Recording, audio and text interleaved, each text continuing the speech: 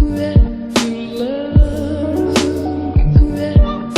guys, this is KMCers whatever. I am Kiersten, and today we are doing another true crime video. So yeah, let's just hop right into this. So as many people know that Netflix has released a series called Tiger King. Basically it's about big tiger rescues, big cat rescues and kind of stuff. And in that series, they had talked about a man by the name Don Lewis, who had gone missing or disappeared, and how it's a cold case that is still open to this day, that they are still trying to figure it out. So I decided that since this is a pretty popular show going on right now, I wanted to kind of dig into the Don Lewis case and see if we could, you know, get this out there. So if you don't own Netflix, like I do not have a subscription for Netflix, so I have not actually seen Tiger King. So I decided I wanted to actually look into all the stuff behind it and the feud and all that kind of stuff. So that is what I'm going to be talking about, is pretty much everything. Jack Donald Lewis, and he goes by Don Lewis, really. He was born in April 30th of He was born in April 30th of 1938, and he lived in Dab City, Florida. He was a self-made millionaire by 1981 through real estate and used car businesses. In 1981, he had married his first wife, Gladys Lewis Cross, and they had 3 daughters and 1 son. And in that same year, he ended up meeting Carole Baskin in Tampa, Florida, when she was 19 years old.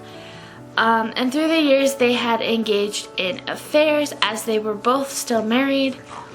And in 1984, Carole kind of became one of his mini girlfriends, and helped him grow his wealth by selling and buying real estate.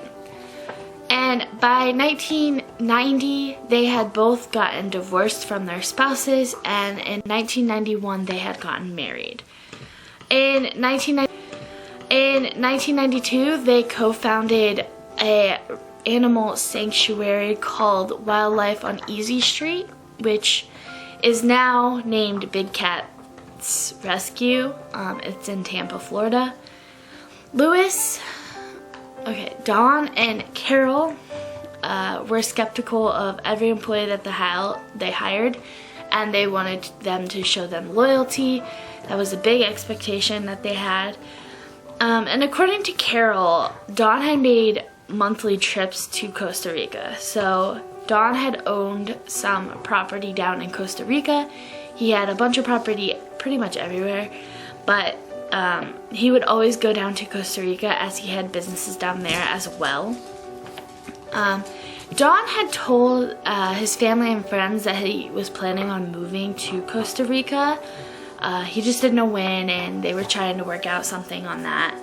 In early 1997, he began transferring his ownership of Florida property to his Costa Rican companies down in Costa Rica. So it kind of just sounded like he was trying to make a shift down in Costa Rica.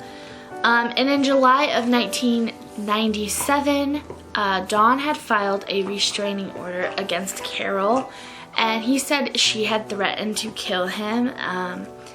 And after that the restraining order was rejected. He continued to live with Carole as if nothing happened. And he also had told Carole multiple times that he had wanted a divorce, but Carole never took it very seriously. And days before he disappeared, he had gotten a plane ticket. Some sources say 2 plane tickets, some say 1, back to Costa Rica, and was loading equipment that was supposed to go to Miami, Florida. Now let's talk about his disappearance. So Don disappeared on August 18th of 1997. The morning that he disappeared, he had left the home around 6 a.m. to make some deliveries before him and Carole were supposed to go to Costa Rica. But he had never returned back home to pick her up to go to the airport or anything. He just kind of was never seen to be again. And Carole eventually reported him missing that same day. And on August 20th of 1997, his white 1989 Dodge van was found in the Pilot County Airport in Spring Hill, Florida, which is about 40 miles away from his sanctuary. Police had found out that he had owned a bunch of planes and that he would always fly them even though he had a suspended license. He had a suspended pilot license due to the fact that he's had 3 crashes throughout this whole time he's had it, so they had suspended his license, but he still flew even though he didn't have a license. It was suspended. But they had found that no planes were even missing. No planes had left the airport that day, and they even put a flag on his passport, so if he arrived in a different country, that would be flagged and they would know exactly where he went. But nothing happened. It never pinged that he ever left the country, so to this day they don't even think he even went to Costa Rica. The van keys were found on the floor, on the floorboard, and that the car had been parked there for a couple of days. And they didn't find any kind of evidence of a struggle or any kind of like blood, nothing that indicated that anything happened in the van. In the sanctuary, they investigated and they found no foul play there. Investigators went to Costa Rica to visit his 200-acre kind of a park area, and investigators had talked to his girlfriend. So he apparently had a girlfriend down in Costa Rica, and they talked to his girlfriend, they talked to property managers, they talked to workers that are down there, and they said that they never have seen him. They never saw him. They haven't seen him for a while. An investigation in Costa Rica pretty much lasted about 5 days, where they found no evidence that anything has happened or that he was even there. They found that Don was involved in other affairs, and some illegal business practices. And 2 of his ocelots, I'll insert a photo if you don't know what they are. They're a type of cat. Were recently shipped out, and they have not been able to find them. They have no idea where they went at all. And his credit cards had not been used since he's disappeared at all. They had no record of anything on his credit card. Nothing. Don had left behind about $5 million. They estimate somewhere in between $5 million to $7 million. Some people think it's $20 million. Basically, he was a millionaire, so he left a lot of money behind and did not use any of it. All the money seemed to be there still. It's kind of weird. Which kind of led to a legal dispute between Carole Baskin, his wife, and his 4 children from the previous marriage. Carole had hired police to do an investigation. She also hired a PI to look into it, and they found they really kind of didn't take it anywhere. It's kind of completely unsolved still. In 2002, she had Don legally pronounced dead, so that way his estate could be figured out. Most of his estate was left to Carole through his will and everything. In 2004, Carole refused to take a polygraph test. That she was told by her attorney to not take it, as they could use that to press charges later. And Don's children were really involved. They had done interviews with the police, they had given DNA, they had taken a polygraph test. You know, they were kind of volunteering for everything and anything because they really wanted to find their dad or figure out what happened to him. And by 2005, authorities, police, investigators, all that pretty much has kind of like stirred away from the fact that he just disappeared on his own will. They truly believe that something had happened to him at this point. And no one at this point had been arrested or charged with a crime, because there was really no crime that they could ever prove. Without a body, they had nothing. Without evidence, they had nothing. So police, later on, it was revealed that in Lewis's will, he had not left anything for the children. Like, the children were not in his will at all. That Carole had control of everything. She was granted the power of attorney. I cannot talk. His will had also stated that if he was to disappear, that Carole would get all of his money and stuff. And in 2020, Netflix released a series called Tiger King, as I mentioned before. And so the Hillsborough Sheriff's Office is really using this publicity to help take any new tips and kind of going with them to kind of see if they can really solve this. They're kind of using the public to help them at this point. And they said that they receive an average of 6 tips a day since this has released. So they had released that there was also going to be evidence from an ex-employee of the wildlife on Easy Street, as he had a sour relationship with both of them, and said that he was going to step forward with some evidence. What that evidence is, we have no idea yet. And there is still no evidence suggesting that he was killed or any kind of crime was committed. So some theories that have been presented throughout this whole thing is that Lewis's children, so Dawn's children, have really pushed the theory that Carole had fed Dawn to the tigers, and that they had were really upset with the investigators that they did not run the DNA test on the meat grinder that was at the sanctuary. However, they have proven that the meat grinder was not at the sanctuary, was kind of removed quite a few weeks before Lewis had disappeared. And Carole says that there would have been human bones left behind by tigers, because tigers only eat meat, they don't eat the bones. So if she was to feed the tigers, there would be bones left, and they would be human bones, not animal bones. So she completely denies that she ever killed Lewis or anything. A guy by the name Joe Exotic, he was the one that kind of pushed earlier on that Carole had something to do with Dawn's disappearance, and he truly believes that Carole killed Dawn and had really pushed that out there.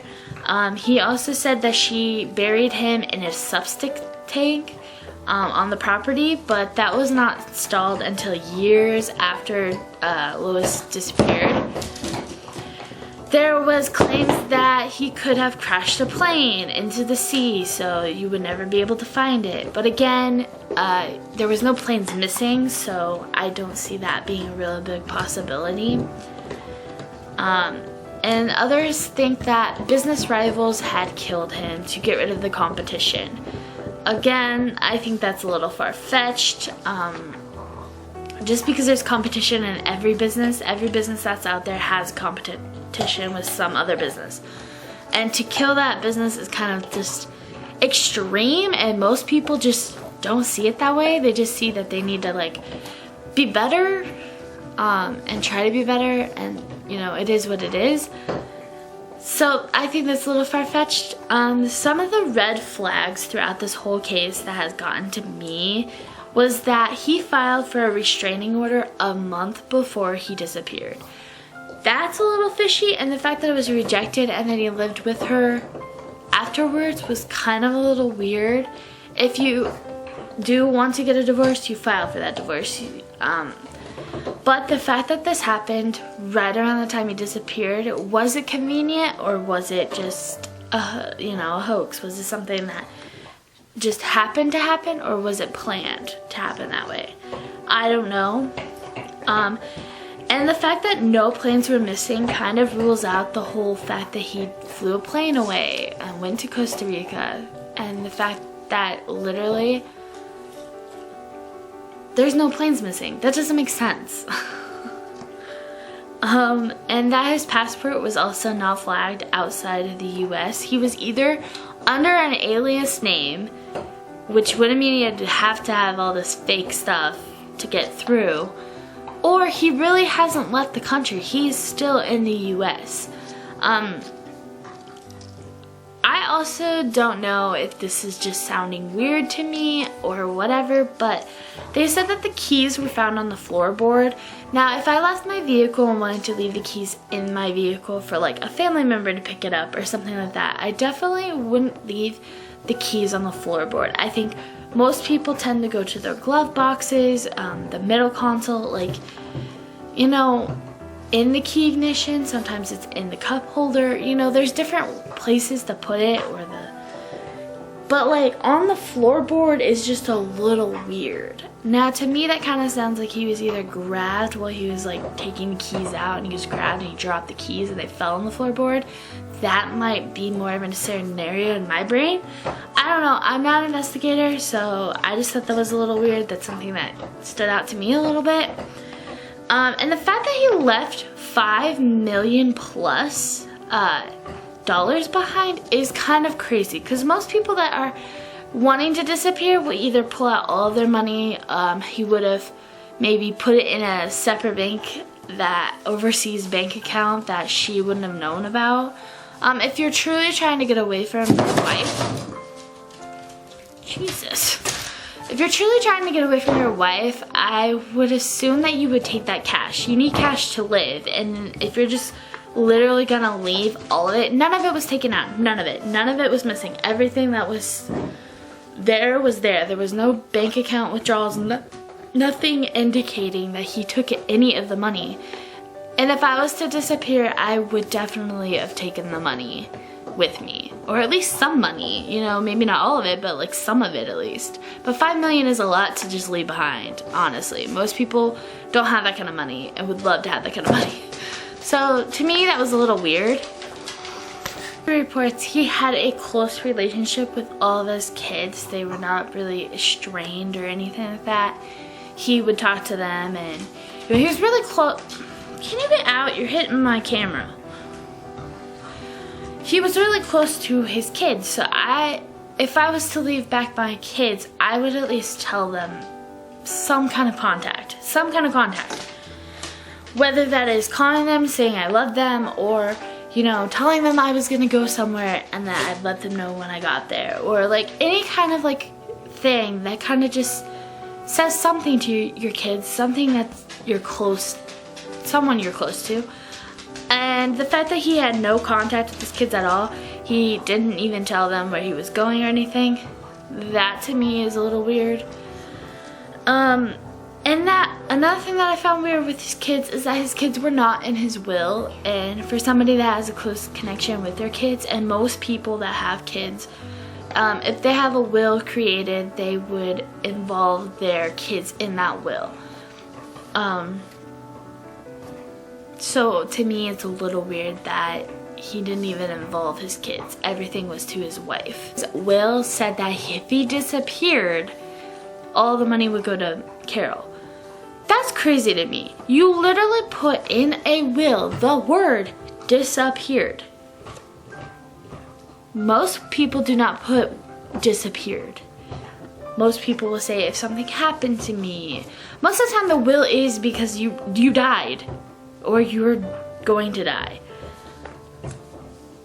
So it's just weird that he put disappeared, being the same, I don't know.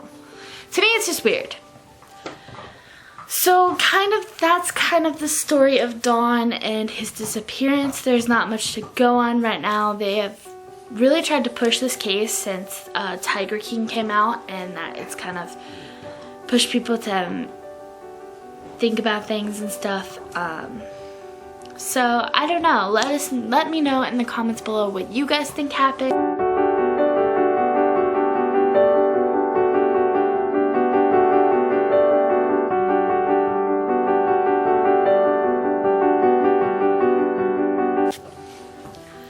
So give this video a thumbs up if you liked it, and comment down below what you think happened to Dawn Lewis.